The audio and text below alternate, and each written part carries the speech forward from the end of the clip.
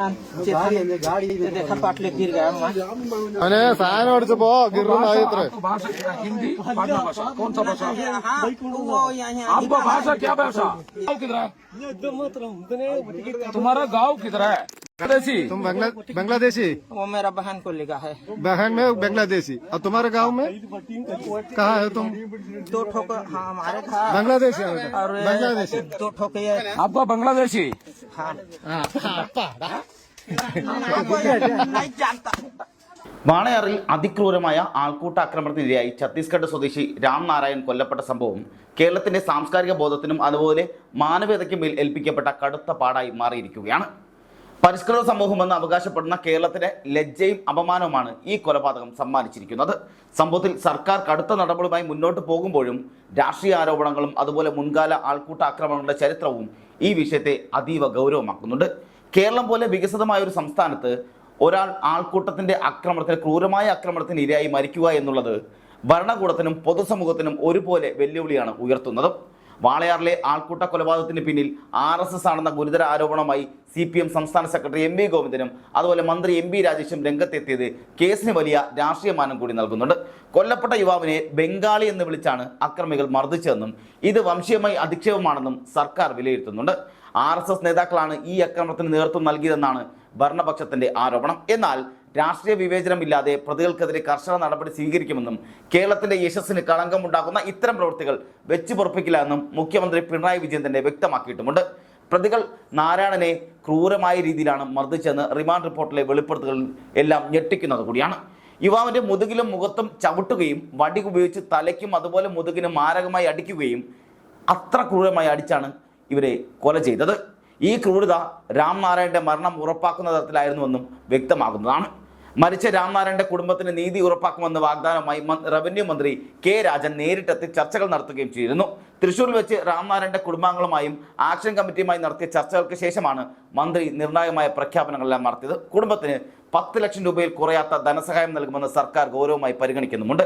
മന്ത്രിസഭാ യോഗത്തിന് ശേഷം മാത്രമേ ഔദ്യോഗിക പ്രഖ്യാപനം ഉണ്ടാകുമെങ്കിലും പണം നേരിട്ട് കുടുംബത്തിന്റെ കൈകളിൽ എത്തിക്കുമെന്ന് മന്ത്രി ഉറപ്പു നൽകിയിട്ടുണ്ട്. ഇതിനു പുറമെ കേസ് അന്വേഷിക്കാൻ IPS ഉദ്യോഗസ്ഥന്റെ നേതൃത്വത്തിൽ പ്രത്യേക അന്വേഷണത്തെ അതായത് SIT ആയി നിയോഗിക്കുകയും ചെയ്യും. സുപ്രീം കോടതിയുടെ തഹസീൻ പുനാവാല വിധിയിലെ നിർദ്ദേശങ്ങൾ പാലിച്ചായിരിക്കും അന്വേഷണവും തുടരുക.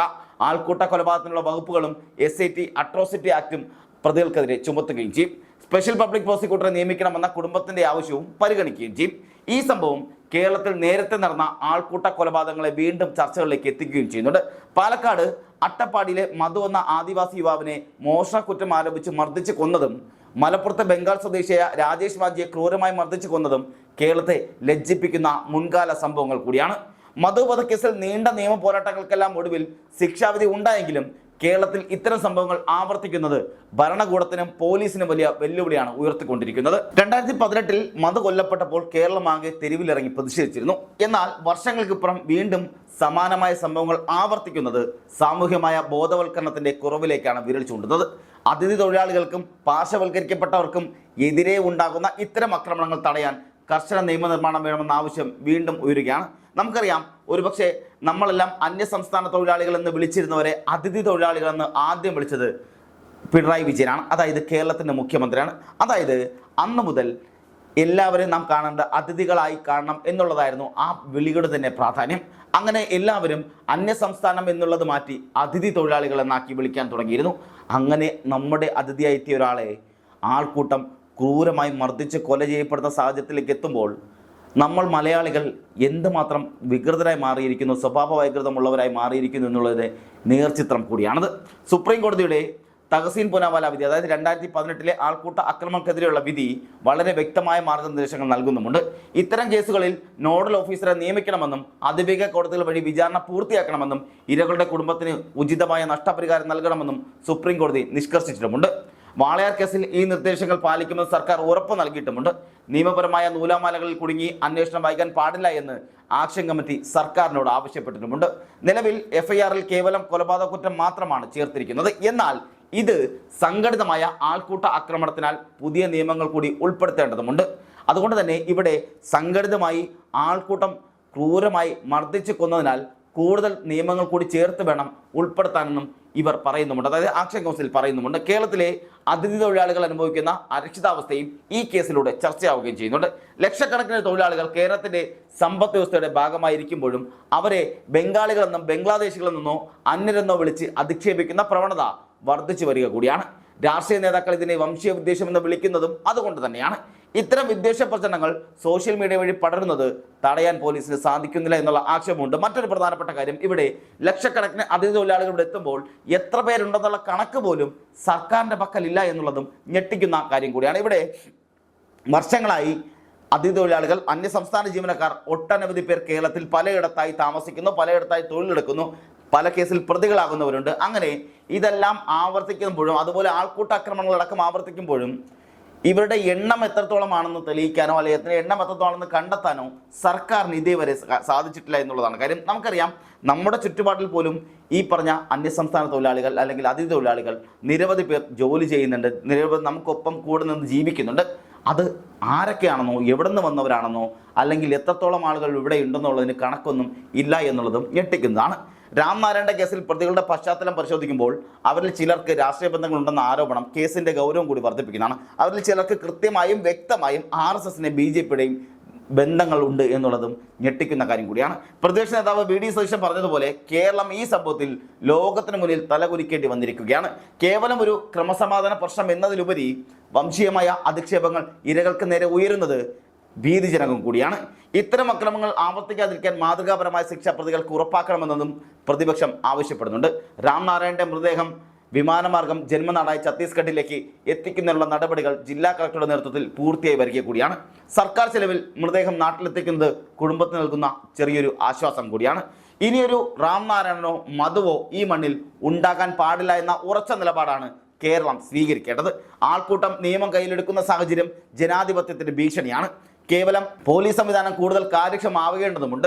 ഇവിടെ പലപ്പോഴും ജനങ്ങൾ വിധി തീരുമാനിക്കുന്ന സാഹചര്യത്തിലേക്ക് കേരളത്തിലെ പ്രവണതകൾ മാറിക്കൊണ്ടിരിക്കുക കൂടിയാണ്. അന്യസംസ്ഥാന തൊഴിലാളികളുടെ വിവരങ്ങൾ കൃത്യമായി ശേഖരിക്കുന്നതിനൊപ്പം അവർക്ക് പ്രാദേശികമായി സുരക്ഷ ഉറപ്പാക്കാനുള്ള സംവിധാനങ്ങളും ഉണ്ടാവുകയും വേണം. രാംനാരായണന്റെ കുടുംബത്തിന് നീതി ലഭിക്കുന്നതുവരെ പൊതുസമൂഹം ജാഗ്രത പാലിക്കുകയും വേണം. കുറ്റവാളികൾക്ക് രാഷ്ട്രീയ സംരക്ഷണം ലഭിക്കുന്നില്ലെന്ന് സർക്കാർ ഉറപ്പും വരുത്തണം. സ്പെഷ്യൽ ഇൻവെസ്റ്റിഗേഷൻ ടീമിന്റെ അന്വേഷണം സമയബന്ധിതമായി പൂർത്തിയാക്കി ചാർജ് ഷീറ്റ് സമർപ്പിക്കേണ്ടതുണ്ട്. സ്പെഷ്യൽ പബ്ലിക് പ്രോസിക്യൂട്ടറെ നിയമിക്കുന്നതിലൂടെ കോടതിയിൽ കേസ് ശക്തമായി ബാധിക്കാനും സാധിക്കും. രാംനാരായണന്റെ മരണം കേരളത്തിൽ നൽകുന്ന പാഠം വളരെ വലുതാണ്. സാക്ഷരതയിലും പുരോഗമന ചിന്തയിലും മുൻപന്തിയിലാണെന്ന് അവകാശപ്പെടുമ്പോഴും ഉള്ളിൻ്റെ ഉള്ളിൽ ഒളിഞ്ഞിരിക്കുന്ന വംശീയതയും അക്രമവാസനയും പുറത്തു വരുന്ന കാഴ്ചയാണത്.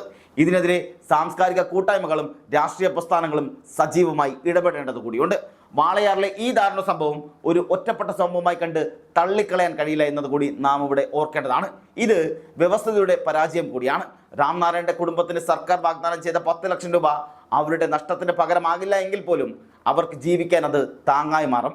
എന്നാൽ പണത്തിനപ്പുറം അവർ ആഗ്രഹിക്കുന്നത് കുറ്റവാളികൾക്ക് അർഹമായ ശിക്ഷ ലഭിക്കണം എന്ന് തന്നെയാണ്.